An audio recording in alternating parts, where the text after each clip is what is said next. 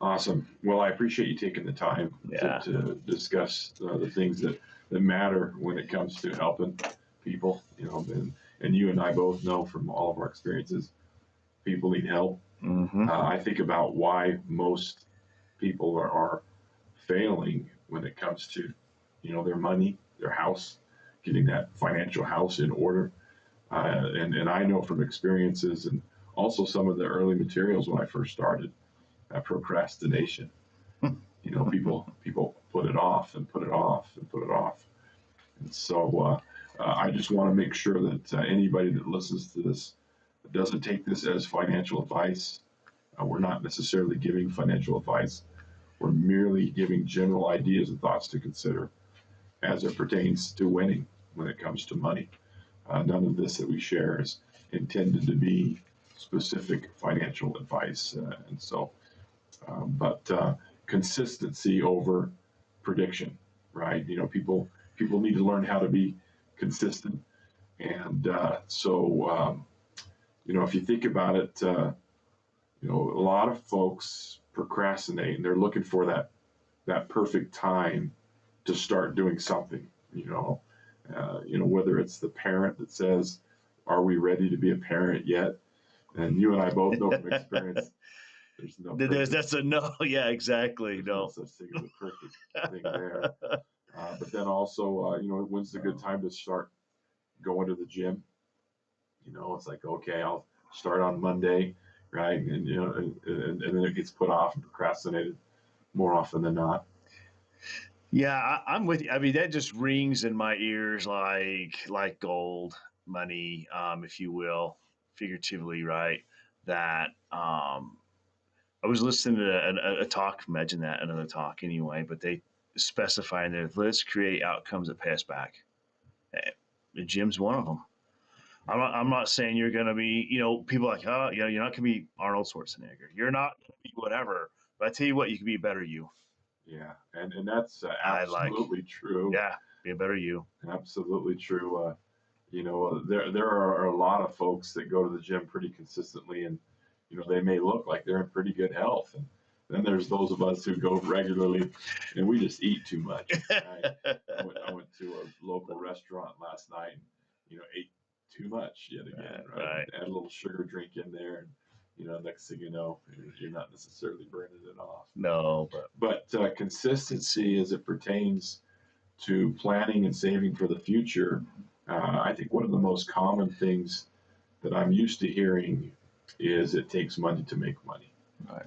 And I'm not saying that's not necessarily untrue, because you obviously want to have some money to make some money, but at the same time, where do you get this money?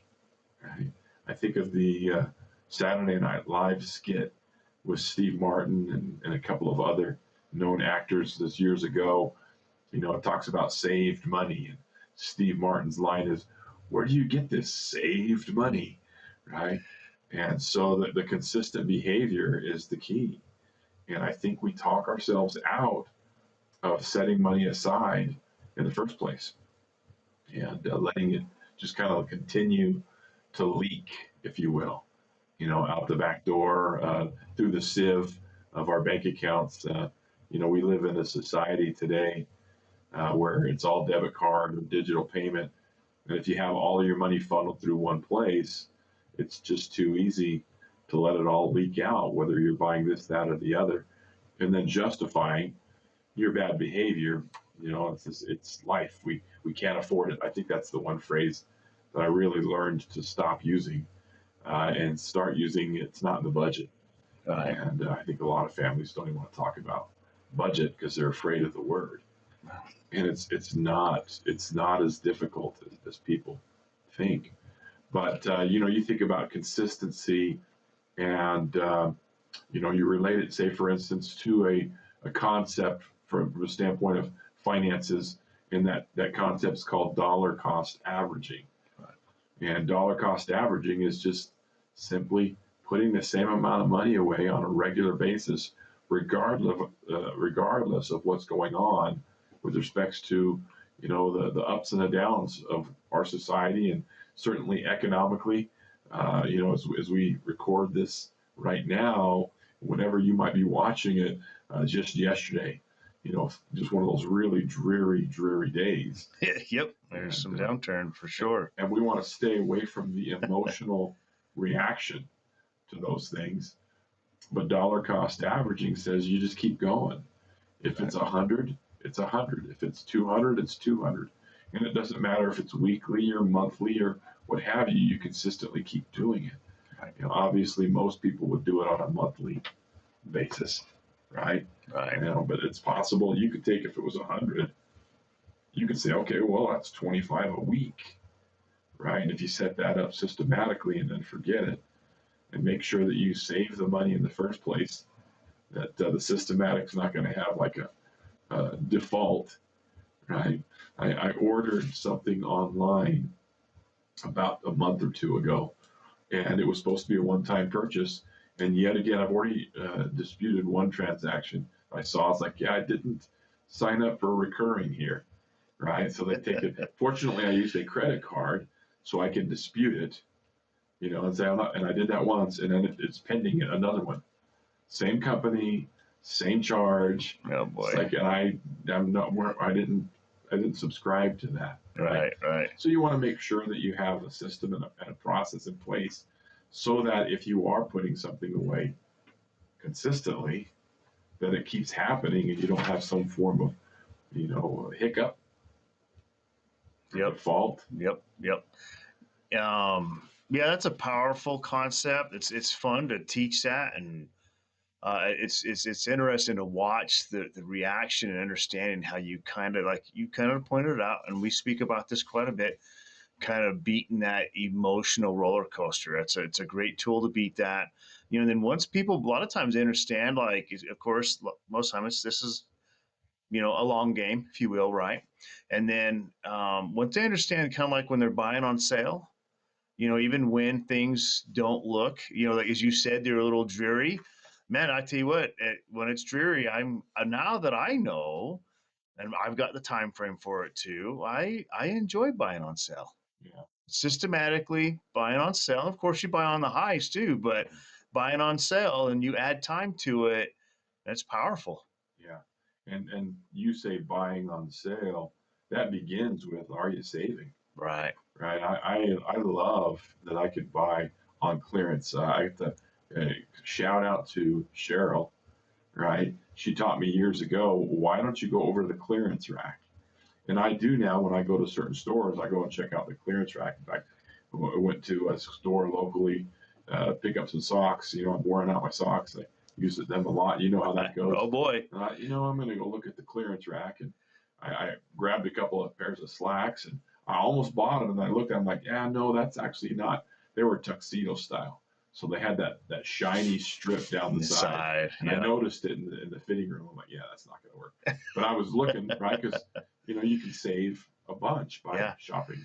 Yeah, because you think about it, most people that they gravitate to that, and then what are most people doing on the other side of it most of the time?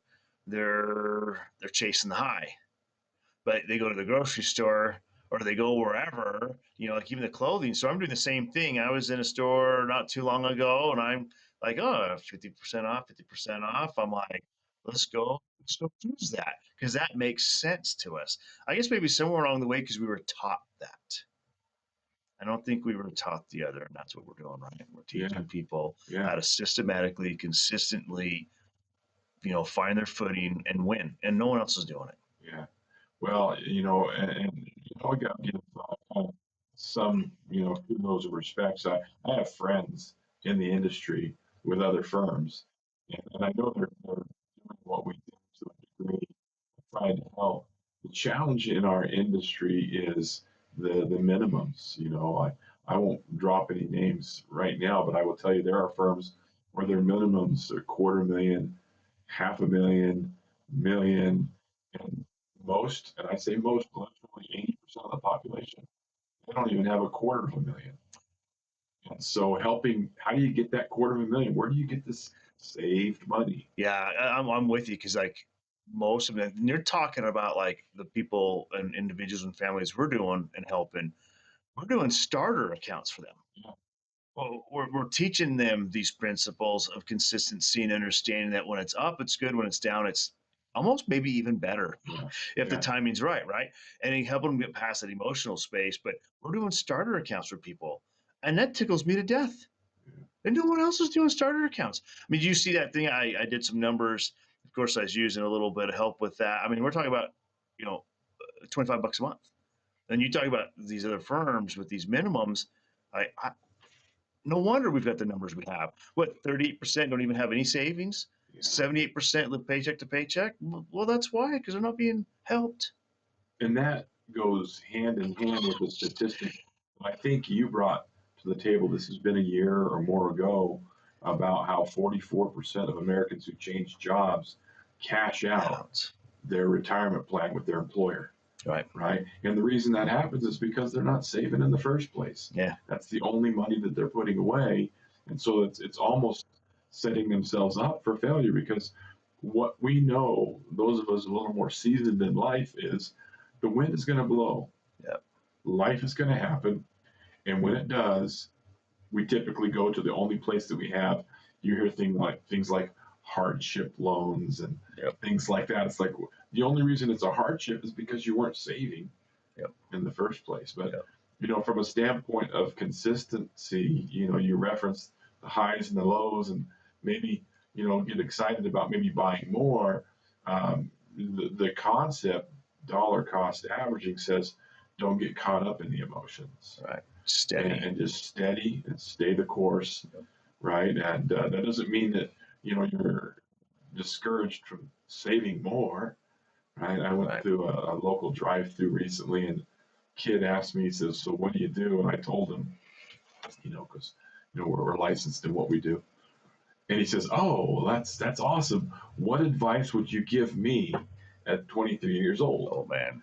And I just spit out because I've said it so much more. In fact, it's been on my license plate frame for so many years. Like I wore it out. It's just remember, save more, spend less. Yep. There, I said it. Right. It was fun because he says, well, that sounds like great advice. It's like I just came off the top of my head. I wish I was that quick and witty. Right. But most people wait and wait and wait and wait, Yep. and procrastination is the number one killer to your financial future. And so, what we are talking about is not it's not magic, but it's interesting. You think about years ago, and there are very few of them left out there now. But when I started in the industry over 25 years ago, roughly 60% of employers offered a plan called a pension. Based on the evolution of everything, it's now begun to where it's down around 10 or 11% of companies offer a pension. And you wonder, how do they do that? How do they fund and afford, right, this income that they're going to pay out to somebody in retirement? How are they doing that, right? And it's just consistency. They're taking a little piece of the money that they would have paid you, and they're setting it aside. Right. And over Right. time, it builds up, Right. right? Right. So, the same principle can hold true for an individual who says, "I'm just going to take a piece of what I have coming in, and I'm going to put it away Right. on a regular and Basis. consistent basis." I know that you started practicing the concept yourself. Gosh, it's been many years ago. Right. And you think about the peace that comes with it, Right. having some assets, Mm-hmm. some resources, some things set aside, Yep. right?